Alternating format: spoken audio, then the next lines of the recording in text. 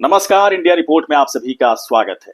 बिहार विधानसभा चुनाव के पहले चरण का मतदान 6 नवंबर को होना है और तमाम राजनीतिक दलों की तरफ से जनता को अपने पक्ष में करने के लिए हर तरह की कवायदें इस वक्त चल रही हैं। पूरी ताकत झोंक दी गई है सियासी पार्टियों की तरफ से ताकि जनता का समर्थन उन्हें मिल सके।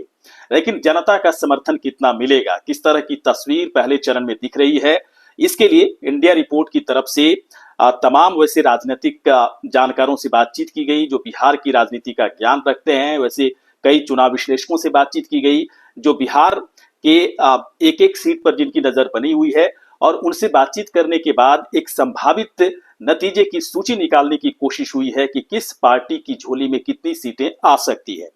हम एक एक पार्टी के बारे में आपको बताएंगे कि किसके खाते में कितनी सीटें आ सकती हैं। लेकिन अगर 2020 के नतीजे को देखें तो 2020 में इन्हीं 121 सीटों पर महागठबंधन और एनडीए के बीच कांटे की टक्कर थी।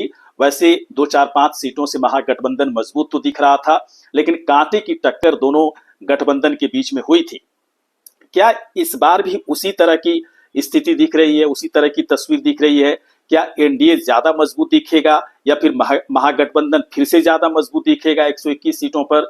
ये तमाम ऐसे सवाल हैं जिसका जवाब जानने के लिए हर कोई उत्साहित है, हर कोई इस बात को जानना चाहता है। वैसे नतीजा तो 14 नवंबर को ही आएगा, लेकिन एक संभावित या कह सकते हैं कि अनुमान के आधार पर कई चीजें समझने की कोशिश की जा सकती है। तो हमारी तरफ से कई राजनीतिक जानकारों से जब बातचीत की गई, जो नतीजा जो एक संभावित अनुमान के आधार पर जो चीजें निकलकर सामने आ रही हैं वो वाकई में हैरान करने वाली है। और ऐसा लग रहा है कि इस बार बिहार की जनता के मन में कुछ और है, कुछ और सोच रही है।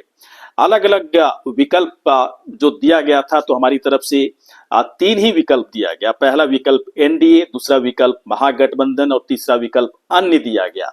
एनडीए में कई पार्टियां हैं, पार्टी के आधार पर भी हम आपको बताएंगे। एनडीए के अंतर्गत BJP, Janata Dal United, LJP-are, RLM हम, और अगर महागठबंधन की बात करें तो इस गठबंधन के अंतर्गत आरजेडी, कांग्रेस, लेफ्ट की कई पार्टियां, साथ ही साथ वीआईपी और आईआईपी जैसी पार्टियां इस गठबंधन में हैं, और साथ ही साथ जन सुराज और एमआईएम जैसी पार्टियों को अन्य की कैटेगरी में रखा गया है। तो जल्दी से हम आपको बता दें कि किस पार्टी के खाते में कितनी सीटें इस बार मिलती दिख रही है, उसकी संभावना जताई जा रही है। जानकारों की मदद से जो सूची तैयार की गई है उसका एक एक लेखा जोखा हम आपको बताते हैं। सबसे पहले एनडीए की बात करें कि एनडीए को कितनी सीटें आ सकती हैं। पहले चरण के 121 सीटों पर एनडीए कितनी सीटों पर जीत हासिल कर सकता है? तो बीजेपी के खाते में 30 सीटें आती दिख रही हैं, जबकि 48 कैंडिडेट बीजेपी की तरफ से उतारे हैं चुनावी मैदान में, लेकिन 30 सीटें बीजेपी इस पहले चरण में जीतती नजर आ रही है। 30 सीटों पर बीजेपी को जीत मिल सकती है। वहीं जनता दल यूनाइटेड की बात करें तो 35 सीटों पर जनता दल यूनाइटेड के कैंडिडेट जीत सकते हैं। इसके बाद अगर एलजेपी-आर की बात करें तो 9 सीटों पर एलजेपी-आर को सफलता मिलती दिख रही है, कामयाबी मिलती दिख रही है।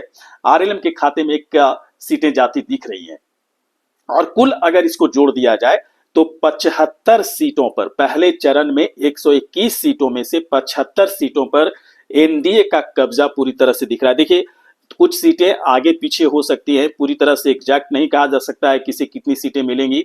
अनुमान के आधार पर ये सारी चीजें हो सकता है कि बीजेपी के खाते में ज्यादा सीटें आए, जनता दल यूनाइटेड के खाते में थोड़ी कम सीटें भी आ सकती हैं।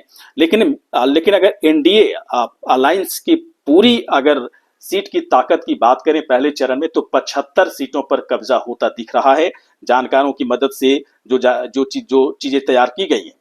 चलिए अब बात करते हैं महागठबंधन की। तो महागठबंधन के अंतर्गत जो पार्टियां, उसमें आरजेडी के खाते में 33 सीटें आती नजर आ रही है। 33 सीटों पर आरजेडी जीत सकती है, कामयाबी उसे मिल सकती है, ऐसा अनुमान लगाया जा रहा है। कांग्रेस के खाते में बहुत ही कम सीटें आ रही हैं, मात्र 4 सीटें, जबकि 24 कैंडिडेट कांग्रेस की तरफ से उतारे गए हैं। और आरजेडी की बात करें तो 71 सीटें आरजेडी की तरफ से उतारी गई हैं। तो कांग्रेस के खाते में 4, लेफ्ट की जो कई पार्टियां हैं उसके खाते मिला जुला करके 3 ही सीटें आती दिख रही हैं। बहुत ही बुरा हाल लेफ्ट का होता दिख रहा है अनुमान तो यही कह रहा है आईआईपी और वीआईपी जैसी पार्टियों को पहले चरण में कोई भी सीटें मिलती नहीं दिख रही हैं। ये पूरा लेखा जोखा एनडीए का महागठबंधन का है, तो एनडीए को 75 सीटें मिली और अगर एम महागठबंधन की बात करें तो महागठबंधन की कुल सीटों की संख्या मात्र 40 सीटें ही आती दिख रही हैं। मात्र 40 सीटें ही महागठबंधन के खाते में आएंगी पहले चरण में 121 सीटों पर। तो कह सकते हैं कि पिछले साल के नतीजे के मुताबिक इस बार एनडीए काफी मजबूत दिख रहा है, जबकि महागठबंधन की स्थिति काफी कमजोर होती दिख रही है। बाकी अन्य के खाते में 6 सीटें अगर 75-40 को जोड़ दें तो 115 सीटें और 115 और 6 121 सीटें बनती है, तो 6 सीटें बन रही हैं।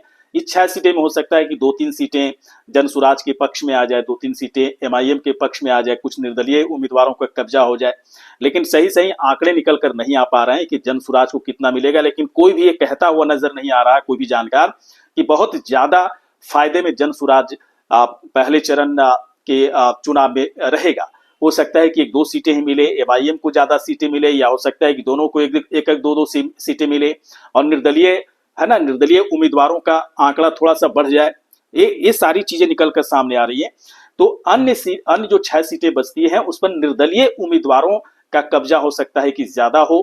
कहा नहीं जा सकता है कि जनसुराज को कितनी सीटें आएंगी, लेकिन 6 सीटों का ही हिसाब बनता दिख रहा है, चाहे वो जनसुराज की बात करें, एमआईएम की बात करें, निर्दलीय की बात करें। तो मिला जुलाकर जानकारों की तरफ से जो जानकारी दी जा रही है, जो अनुमान के आधार पर सूची बनाने की कोशिश हो रही है 121 सीटों पर, उसमें एनडीए काफी मजबूत होता दिख रहा है। और इसमें सबसे बड़ी पार्टी के तौर पर जनता दल यूनाइटेड सबसे बड़ी पार्टी के तौर पर उभरती दिख रही है। सबसे ज्यादा सीटें 35 सीटें जनता दल यूनाइटेड के खाते में आती दिख रही है, यानी कि बीजेपी से भी जनता दल यूनाइटेड को ज्यादा सीटें पहले चरण में आ सकती हैं, ऐसा जानकार मान रहे हैं।